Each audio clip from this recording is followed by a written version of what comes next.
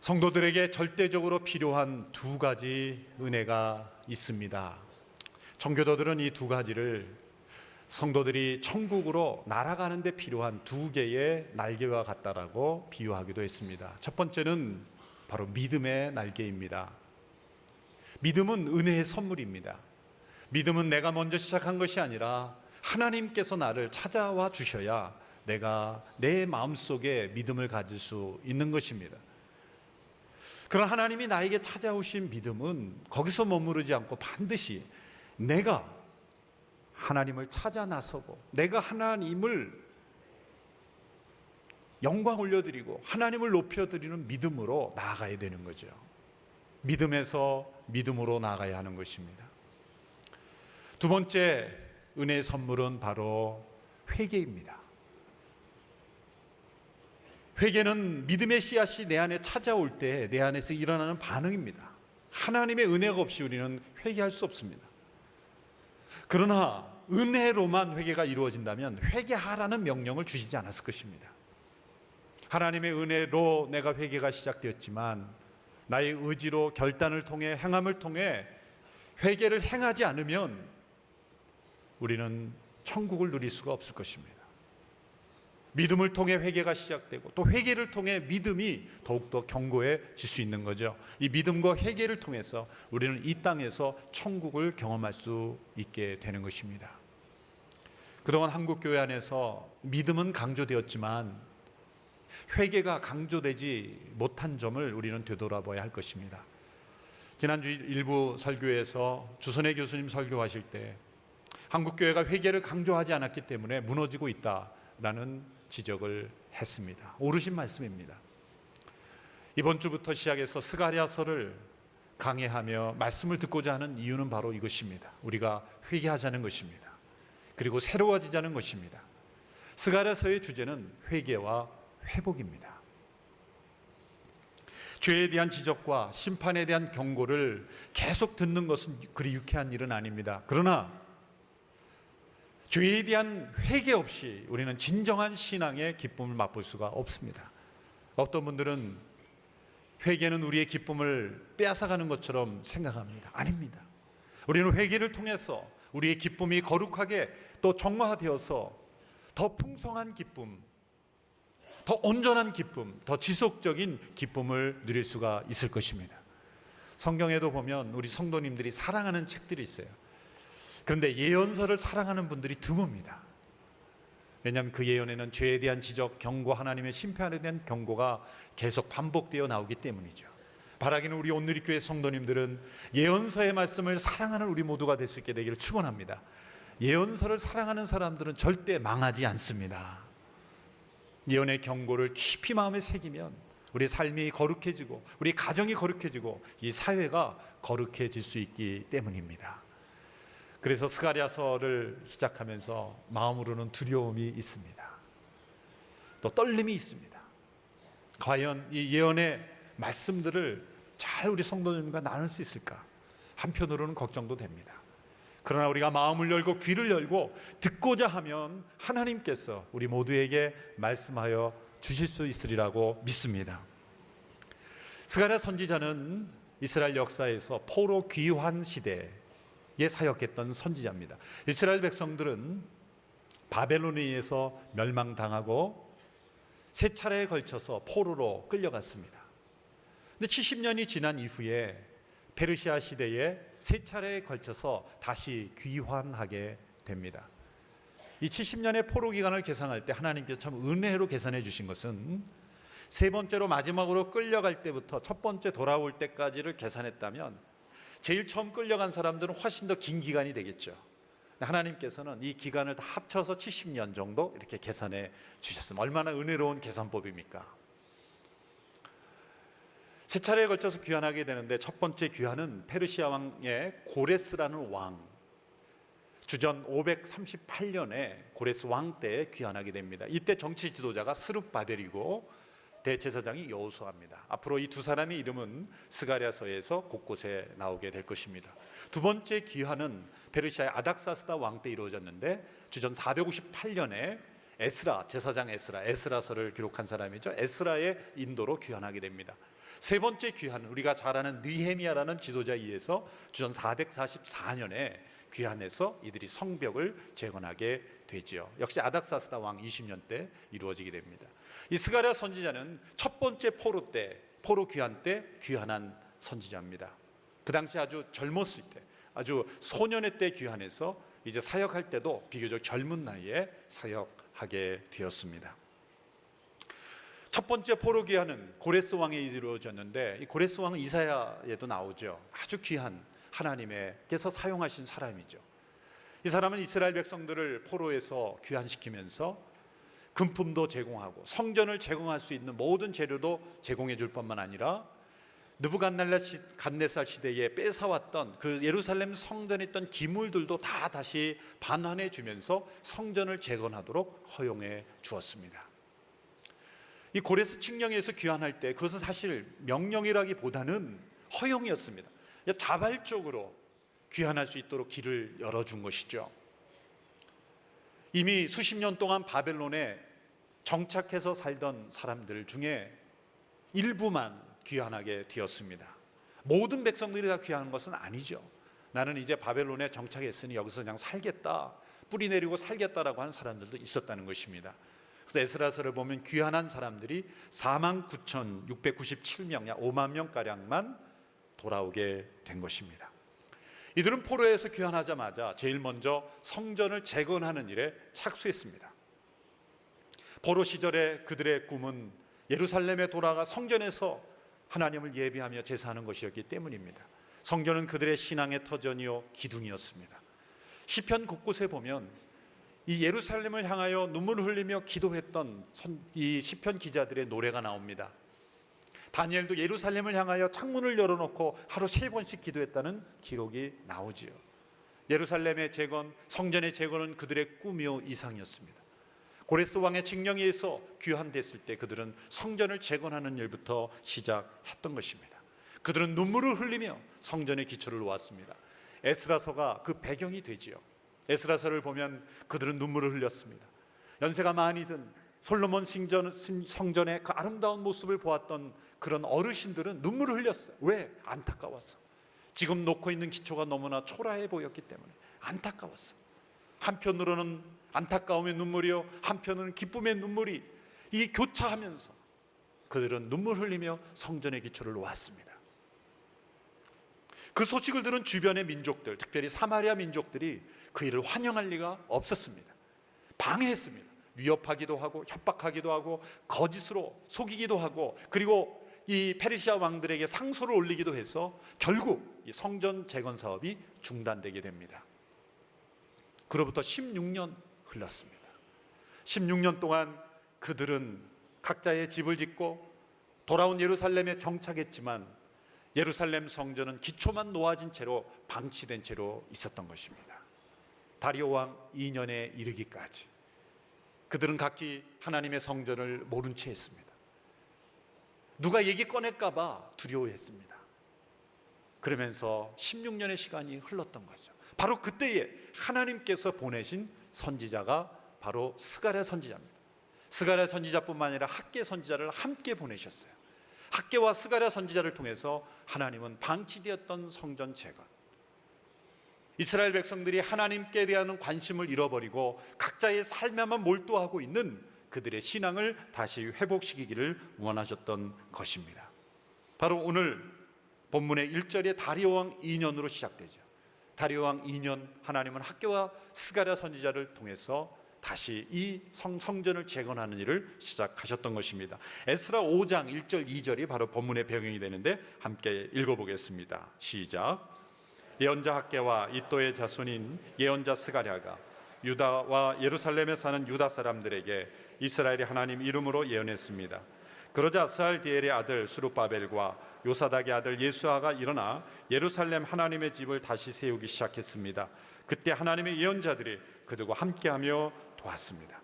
학개와 스가랴는 동시대에 동일한 사명으로 부르심을 받은 선지자죠. 16년 동안 방치되었던 하나님의 성전을 재건하는 일이었습니다. 학개 선지자가 먼저 시작했어요. 학개 선지자가 다리오 왕 2년 여섯 번째 달에 메시지를 전하기 시작했습니다. 학개 선지자가 2번 메시지를 전하면 스가랴가 또 한 번 메시지를 전했어요. 그리고 나서 또 다시 학개 선지자가 2번 메시지를 전하면 또 다시 스가랴 선지자가 전했어요. 이게 교차적으로 메시지를 주고받고 하면서 함께 동시대에 같은 사람들을 놓고 사역했던, 팀워크를 이루었던 선지자들이었습니다. 근데 학개서는 아주 짧습니다. 단도직입적으로 책망입니다. 경고입니다. 너희는 성전을 재건하라. 너희는 우선순위가 바뀌었다. 너희들은 각자 잘 살기만 원했지 하나님께 대한 관심이 없다. 하나님의 심판과 경고 그리고 회개를 촉구하는 내용입니다. 읽으면 정신이 바짝 납니다. 근데 스가랴서는 동일한 메시지, 회개의 메시지를 전하지만 다른 각도에서 다른 내용으로 회개를 촉구합니다. 스가랴서는 동일하게 회개를 전하면서 환상을 보여줍니다. 8가지 환상을 통해서 장차 이 일이 이루어질 것이라는 확신과 격려를 해줍니다. 그리고 미래에 대한 이스라엘의 회복에 대한 아름다운 그림을 예언해 주면서 격려해 줍니다.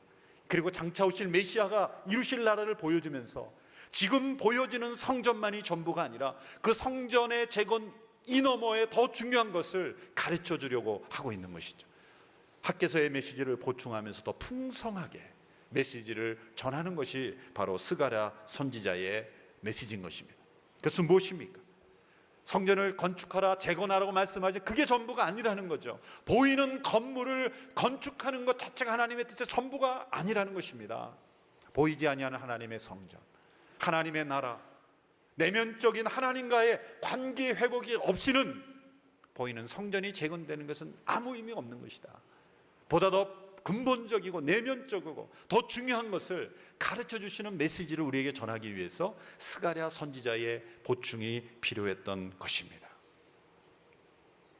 그래서 학개 선지자의 메시지는 남성적이고 아주 직선적이며, 그래서 스가랴 선지자는 여성적이고 따뜻하게 품어주는 위로와 격려가 함께 있는 메시지인 것입니다. 회개를 일으키는 2가지 방법이 있는 거죠. 하나는 책망을 통해서도 일으키지만 또 하나는 격려와 아름다운 비전과 꿈을 통해 회개를 일으키게 하시는 이 양면 작전을 함께 쓰시는 책이 바로 학개와 스가랴인 것입니다. 결국 이 2 선지자의 협동 사역으로 16년 동안 방치되었던 하나님의 성전이 재건됩니다. 그 사실이 에스라 6장 14절 15절에 나와 있습니다. 같이 읽겠습니다. 시작. 그리하 유다 장로들은 예언자 학개와 이또의 자손 스가랴의 예언에 힘입어 건축을 성공적으로 진행해 나갔습니다. 그들은 이스라엘의 하나님의 명령에 따라 페르시아 왕 고레스, 다리오, 아닥사스다의 칙령에 따라 드디어 성전을 완공했습니다. 성전이 완공된 것은 다리오 왕 6년 아달월 3일이었습니다. 다리오 왕 2년 주전 520년에 시작해서 516년 각 4년 동안의 작업을 통해서 이루어지게 된 거죠. 자, 이 스가랴 선지자가 전하는 말씀을 들었던 사람들은 누구입니까? 제1차 포로 귀환 때 자발적으로 귀환한 사람들입니다. 바벨론에 남아있던 사람들이 더 믿음의 사람이었을까요? 아니면 귀환한 사람들이 더 믿음이 좋은 사람이었을까요? 귀환한 사람들입니다. 고향을 단지 찾는 것이 아니라 하나님의 약속의 땅에 하나님의 성전을 재건하기 위해 수십 년 동안 익숙했던 그 땅을 다시 또 떠나서 돌아온 그 사람들은 믿음의 사람들이었습니다. 그리고 그들은 실천했습니다. 성전의 기초를 놓았습니다. 그런데 외부의 방해가 오기 시작하자 그들의 마음이 열정이 식어지고 그들의 신앙이 무너지기 시작했던 거예요. 우선순위가 바뀌기 시작했던 거예요. 그리고 16년 동안 성전을 방치하게 되었다는 거예요. 저와 여러분이 혹시 16년 동안 성전을 방치했던 이스라엘 백성들처럼 우리의 내면의 성전이, 하나님께 대한 예배가, 하나님과의 관계가 혹시 식어지지는 않았는지요? 신앙의 매너리즘은 하나님을 모르는 사람들이 빠지는 것이 아닙니다. 한때 열정적으로 하나님을 사랑하고 섬겼던 사람들이 어느 순간에서부터인가 그 첫사랑을 잃어버리고, 그리고 하나님께 대한 열정을 잃어버리고 우선순위가 뒤바뀌기 시작했을 때 빠지는 것이죠. 매너리즘에 빠지게 되면 일종의 종교적 망상 가운데 빠지게 돼요. 외형적인 의식, 형식, 예배에만 참여하면 내 신앙은 괜찮은 것으로 착각하게 되는 거죠. 하나님은 마음을 원하십니다. 마음이 담겨있지 않은 것은 하나님 받지 않았어요. 더 심각해지면 종교적 반항에까지 이릅니다. 말라기에서 보면은 하나님께서 막 지적하시는데 가만히 있는 것에 그치지 않게 반항하는 사람들이 나와요. 내가 너희들 때문에 얼마나 괴로운지 아니? 내가 너희들 때문에 얼마나 힘든지 아니? 그러니까 이 말라기서에 보면 이런 고백들이 나옵니다. 우리가 언제 하나님 힘들게 했습니까? 언제 하나님 괴롭혔습니까? 그렇게 막 대드는 거죠. 신앙의 매너즘에 깊이 빠지게 되면 결국 하나님께 막 반항하고 하나님께 대항하는 데까지 이르게 되는 것입니다. 혹시 우리 가운데 이런 모습이 있지 않습니까? 여러분, 우리의 큐티 시간이 매너리즘에 빠져 있지는 않습니까? 살아있는 시간이 아니라 죽은 시간, 방치된 시간, 관심 없는 시간이 되어 있지는 않습니다. 포로에서 귀환할 때 그 백성들은 최우선 순위가 하나님이었습니다. 어느 순간부터 최우선 순위에서 하나님이 밀려가기 시작했습니다. 학개서에서는 이들의 식어진 마음을 이렇게 지적하고 있습니다. 학개서 1장 2절의 말씀입니다. 같이 읽어볼까요? 시작. 만군의 여호와께서 이렇게 말씀하셨다. 여호와의 집을 지을 때가 되지 않았다라고 이 백성들이 말한다. 그 백성들이 그렇게 말했다는 거죠. 아직 여호와의 집을 지을 때가 아니다. 때가 아니다. 얼마나 우리가 잘 아는 고백입니까? 연기시키는 거, 지연시키는 겁니다. 언젠가 내 믿음도 좋아질 때가 오겠지. 날마다 미룹니다. 지금의 신앙, 오늘의 신앙이 아니라 언젠가는 내 믿음도 좋아지겠지. 여러분, 굉장히 무서운 독이 있는 거예요. 여러분, 언젠가에 기대하는 저희의 신앙이 되지 않게 되기를 축원합니다. 신앙은 긴급한 것입니다. 신앙은 오늘의 신앙이 되어야 합니다. 신앙은 지금의 신앙이 되어야 합니다. 언젠가 저절로 좋아지는 신앙 없습니다. 우리의 신앙의 매너리즘에 빠져 있었다면 이 예배를 통해 다시 한번 돌이켜 하나님께로 돌아가는 귀한 시간이 되기를 축원합니다. 하나님께서 스가랴를 통해 제일 먼저 던진 메시지는 무엇입니까? 성전을 건축하라가 아닙니다. 같은 시대에 같은 사명으로 궁극적으로 하나님의 성전을 건축하는 것이었지만, 그러나 거기서 머무르지 않고 스가랴 선지자는 이렇게 메시지를 전합니다. 내게로 돌아오라. 그러면 내가 너에게 돌아가리라.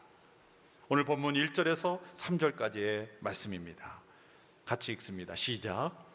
다리오 왕이 다스린 지 2년 8째 달에 여호와께서 이또의 손자이며 베레가의 아들인 예언자 스가랴에게 말씀하셨습니다. 나 여호와가 너희 조상들에게 몹시 화가 났다. 그러므로 너는 그들에게 말하여라. 만군의 여호와가 이렇게 말한다. 너희는 내게 돌아오라. 만군의 여호와의 말이다. 그러면 내가 너희에게 돌아갈 것이다. 만군의 여호와가 말한다. 내게로 돌아오라. 그리하면 내가 너희에게 돌아가리라. 성전을 건축하라 이런 말씀하지 않으시고 내게로 돌아오라 라는 말씀입니다. 성전을 건축하는 것보다 더 중요한 것이 있다. 내게로 돌아오는 것이다. 성전을 재건하는 것이 너의 궁극적인 목표가 아니다라는 거죠. 보이는 건물이 궁극적인 목표가 아니라는 거죠. 너희가 내게로 돌아와야만 그것은 의미가 있는 것이다. 학개서의 메시지에 스가랴의 메시지가 없었다면 균형을 잃어버렸을 것입니다. 더 본질적이고 더 근본적인 하나님의 메시지를 전하고 있는 것이죠. 돌아오라. 그것은 은혜의 초청입니다. 돌아오라고 말씀하신 것은 내가 받아주겠다는 것을 전제로 하는 거죠. 쉬지 않고 기도하라는 하나님의 말씀 무엇입니까? 너희들이 언제든지 쉬지 않고 기도해도 나는 응답할 준비가 되어 있는 하나님이다, 그런 뜻이죠. 그런 자신이 없는 분이 쉬지 말고 기도하라고 하시겠습니까? 내게로 돌아오라 라고 말씀하신 것은 문이 열려 있으니, 내 마음이 열려 있으니 너희가 돌아오면 너희들은 회복될 것이라고 말씀하시는 은혜의 초청인 것입니다. 돌아오라는 이 말씀과 함께 반복되어서 나오는 하나님의 호칭이 있습니다. 그것은 만군의 여호와라는 호칭이죠. 오늘 보면 3절에 보면 다시 잘 보십시오. 몇 번 나오나 한번 계산해 보십시오. 그러므로 너는 그들에게 말하여라. 만군의 여호와가 이렇게 말한다. 너희는 내게 돌아오라. 만군의 여호와의 말이다. 그러면 내가 너에게 돌아갈 것이다. 만군의 여호와의 말이다. 왜 이렇게 반복해서 만군의 여호와, 만군의 여호와, 만군의 여호와가 반복되는 것입니까? 내게로 돌아오라는 하나님의 명령은 누구의 명령입니까? 만군의 여호와의 명령이에요. 만군의 여호와라는 것은 이스라엘의 하나님 정도가 아니라, 이스라엘의 구원자 여호와 정도가 아니라 모든 세계를 통치하시고 다스리시고 주관하시며 명령하실 수 있는 그 하나님이시라는 거예요. 전지전능하신 그 하나님이 바로 말씀하시는 거예요. 그러므로 이것은 선택사항이 아닙니다. 돌아오고 싶으면 돌아오고, 돌아오고 싶지 않으면 돌아오지 않아도 되는 문제가 아니라, 반드시 돌아오지 않으면 어떻게 되는 겁니까? 만군의 여호와의 하나님의 명령을 어기게 되는 거예요. 만군의 여호와의 하나님의 명령을 어기게 되면 어떻게 되는 겁니까? 그 하나님의 적이 되는 겁니다. 여러분, 만군의 여호와 하나님의 적이 되겠습니까? 아니면 친구가 되시겠습니까? 만군의 여호와의 하나님이 적이 된다는 것은 너무나 무서운 일이죠. 그 만군의 여호와 하나님의 명령, 내게로 돌아오라는 그 은혜의 명령에 순종함으로 하나님의 친구가 되는 우리 모두가 되기를 축원합니다. 내게로 돌아오라는 말씀은 새로운 메시지가 아니죠. 이미 오래전부터 이스라엘 백성들이 바벨론에 멸망당하기 이전부터 수없이 많이 돌아오라 돌아오라로 말씀하시는 하나님의 음성이었어요. 그러나 왜 이스라엘 백성들이 멸망했습니까? 듣지 않았기에, 귀 기울이지 않았기에 그들은 멸망했던 것입니다. 1장 4절의 말씀을 보십시오. 같이 읽습니다. 시작. 너희는 너희 조상들을 본받지 말라. 일찍이 예언자들이 너희 조상들에게 부디 너희는 악한 길과 악한 행위에서 돌아오라고 하시는 만군의 여호와의 말씀을 외쳐 말했다. 그러나 그들은 내 말을 듣지도 않았고 귀 기울이지도 않았다. 나 여호와가 하는 말이다. 여러분, 회개하기가 힘든 두 종류의 사람이 나타나고 있어요. 첫 번째는 어떤 사람입니까? 나는 회개가 필요 없다고 생각하는 사람이에요. 나는 회개할 일이 없다라고 자부하는 사람이에요. 때로 그 사람은 도덕적으로, 법적으로도 흠없이 살아가는 사람일 수도 있습니다. 그러나 나는 회개가 필요 없다고 하는 사람은 하나님의 말씀에 귀 기울이지 않습니다. 여러분, 누가 회개가 필요합니까? 살아있는 믿음을 가진 사람들은 늘 듣던 말씀, 익숙한 말씀도 새롭게 듣고 회개하고 귀를 기울이고 하나님 앞에 반응하며 회개하는 사람입니다. 그러나 죽은 신앙, 회개해야 될 사람들은 다 아는 말씀, 너무나 익숙한 말씀이기에 그 뻔한 말씀이잖아, 귀 기울이지 않습니다. 귀를 기울이라는 말씀은 몰라서 귀를 기울이라는 게 아니라 너무나 익숙한 말씀이지만 내가 귀를 기울여야만 들리는 하나님의 음성이기 때문에 귀를 기울이라는 겁니다. 말씀 앞에, 성령 앞에 귀 기울이지 않는 상태에 있다면 회개해야 되는 거예요. 두 번째 종류의 사람은 하나님의 말씀과 성령을 거슬러, 양심의 소리를 거슬러 너무나 자주 죄를 졌기 때문에 회개하기가 힘들어진 사람이 있어요. 여러분, 초목을 뽑을 때는 쉽게 뽑아지지만 뿌리가 깊게 내린 나무는 뽑기가 어려운 법입니다. 여러분, 얼음도 오래 어린 얼음일수록 강하지 않습니까? 죄 가운데 오래 얼어붙은 우리의 마음은 떼어지기가 쉽지 않은 거예요. 녹지가 쉽지 않은 거예요. 양심의 소리, 성령의 음성을 거슬러 자주 죄를 짓고 자주 죄 가운데 있었던 사람은 회개가 점점 힘들어집니다. 예레미야 에스겔에 보면은 돌같이 단단해진 마음이라고 표현했어요. 또 마태복음 13장에 그 밭의 비유를 보면 길가와 같이 단단해진 밭이라 그랬어요. 그렇지만 불가능한 것은 아닙니다.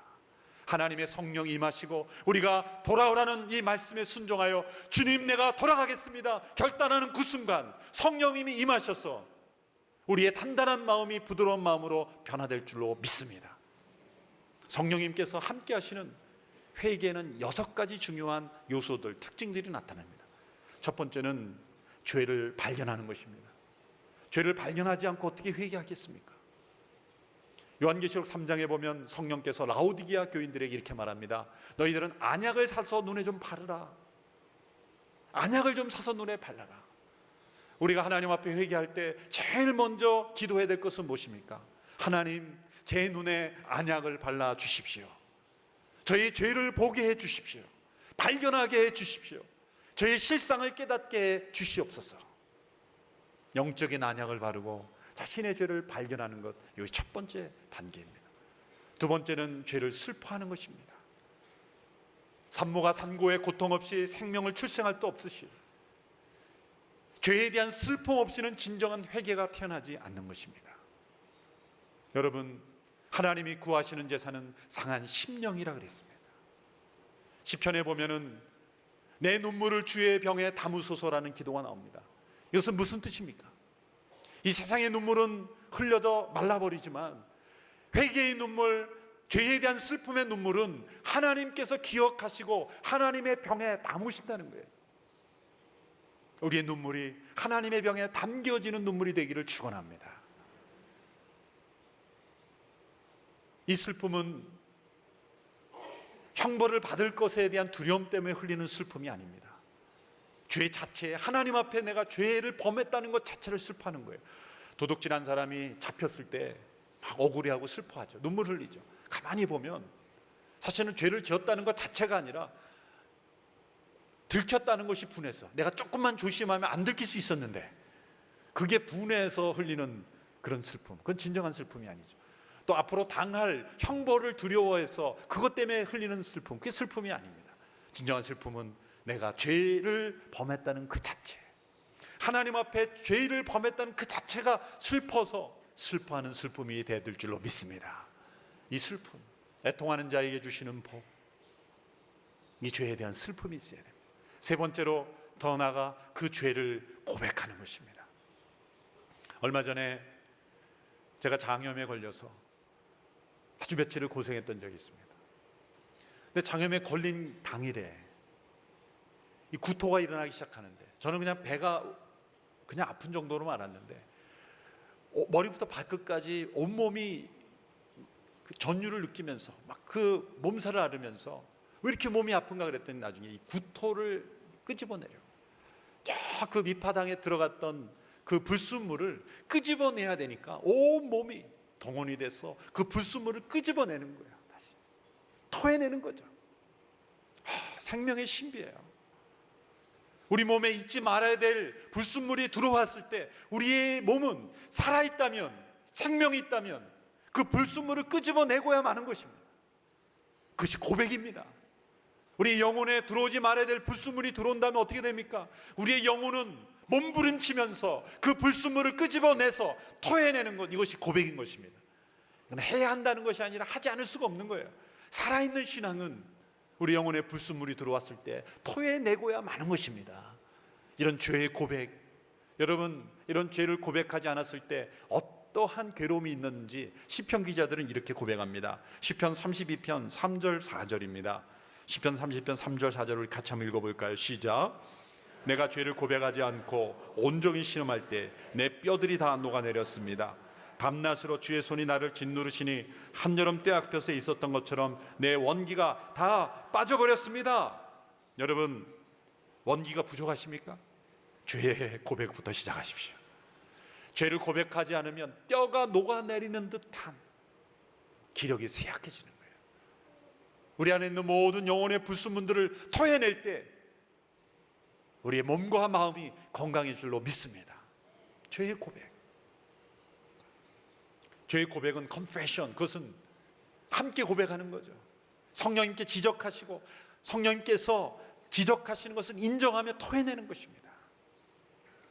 더 나아가 네 번째로 죄의 고백에서 나아가 죄를 부끄러워하는 것입니다. 부끄러워하는 것입니다. 부끄러움은 인간에게만 있습니다. 짐승은 부끄러움이 없어요. 짐승은 두려움도 있고 공포도 있지만 짐승에게는 부끄러움이 없어요. 짐승을 부끄럽게 할 방법이 없어요. 그러나 인간에게는 부끄러움이 있어요. 수치심을 느낄 줄 압니다. 아담과 하와가 하나님 앞에 범죄했을 때 수치심을, 부끄러움을 가려보려고 했습니다. 죄로 인한 부끄러움, 그것을 회복해야 돼요.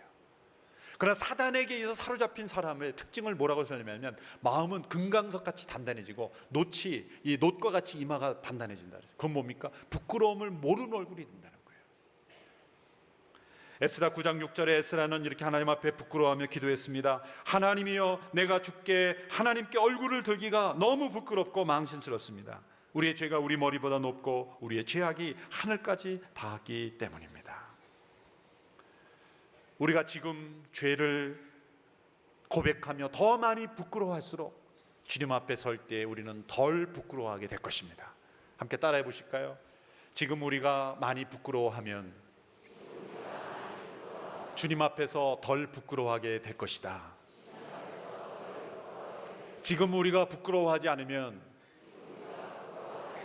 주님 앞에서 심히 부끄럽게 될 것이다. 누가 말했냐면 이재훈 목사가 말했습니다. 언제 부끄러움을 당할 것입니까? 지금 죄를 부끄러워하고 죄를 고백하며 주님 앞에 설 때에 주님은 우리를 부끄러워하지 않으실 것입니다. 여러분, 지상에서 숨겨진 비밀은 하늘에서는 공개된 스캔들입니다. 그러나 지상에서 모든 사람이 다 알아버려서 부끄러움을 당하고 부끄럽고 그렇게 고백했는데 주님 앞에 섰는데 가만히 보니까 주님이 모르시는 것 같아요. 혹시 모른 채 하시는 건 아닌가 이렇게 찔러봤더니 진짜 모르시는 거예요. 왜 그러십니까? 주님이 뭐라고 말씀하셨어요? 기억조차 하지 아니하리라. 천국에 갔는데 죄에 대한 기억이 남아있으면 천국일까요? 여러분, 우리의 죄를 부끄러워하고 고백함으로 영원히 부끄러움 없는 그런 주님 앞에 서는 우리의 삶이 되기를 축원합니다. 다섯 번째는 더 나아가 부끄러워할 뿐만 아니라 죄를 미워하는 것입니다. 다시 한번 따라해보세요. 죄를 미워하지 않으면 예수님을 사랑할 수 없습니다. 죄를 혐오하지 않으면 천국을 사모할 수 없습니다. 여러분, 죄는 미워하지 않으면 사랑하고 있는 것입니다. 죄는 미워해야 되는 것입니다. 그래야 하나님을 사랑하는 것입니다.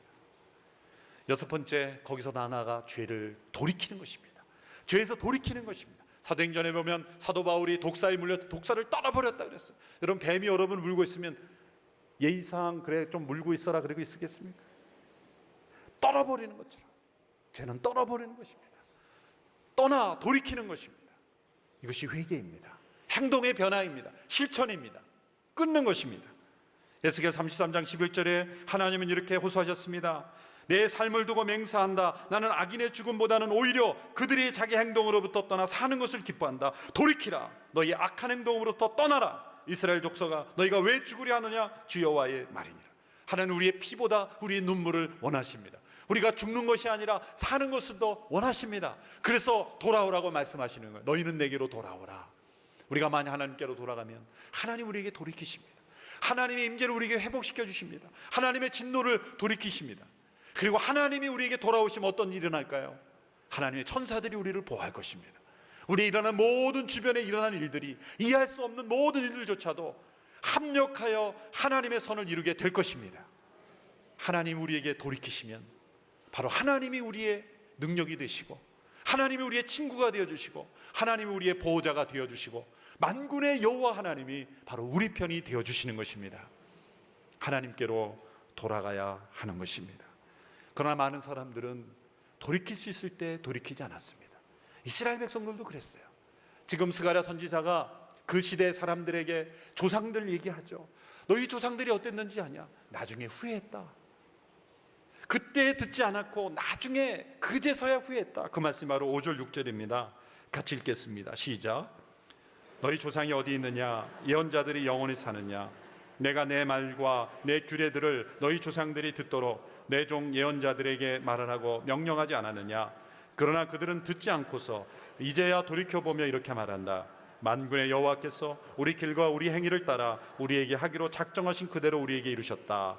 그래서 중요한 단어가 듣지 않고서 이제야 돌이켜보며 하나님의 말씀대로 됐구나 후회했다는 거예요.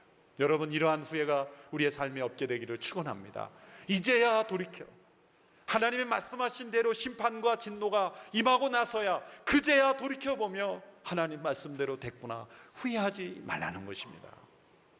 하나님의 말씀은 반드시 그대로 이루어지기에 후회할 날이 기다리지 않도록 해라는 거예요.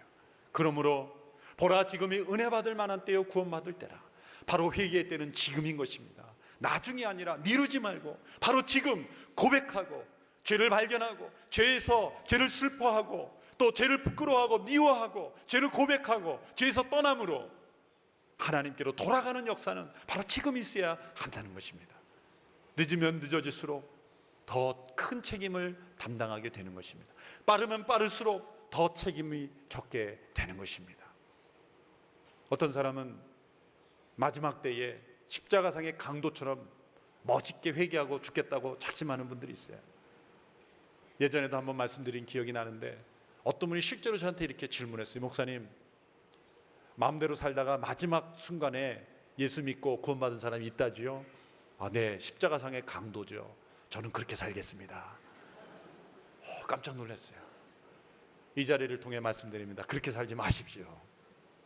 마지막 순간에 구원받았다고 그래서 구원받은 건 사실이지만 주님 앞에 영광 올려드릴 수 있는 시간이 없는 거예요. 쓰임받는 시간이 없이 그렇게 마지막에 간신히 구원받은 인생이 되지 아니하고 오래오래 하나님 앞에 쓰임받고 주와 동행하고 하나님께 영광 올리는 인생으로 쓰임받기 위해서 오늘 이 시간 우리가 주님 앞에 돌아가야 될 줄로 믿습니다. 내게로 돌아오라. 그러면 내가 너희에게 돌아가리라. 하나님과의 관계가 회복되는, 다시 한번 돌이킴을 통해서 하나님의 임재를 체험하는 저와 여러분이 되기를 주님의 이름으로 축원합니다.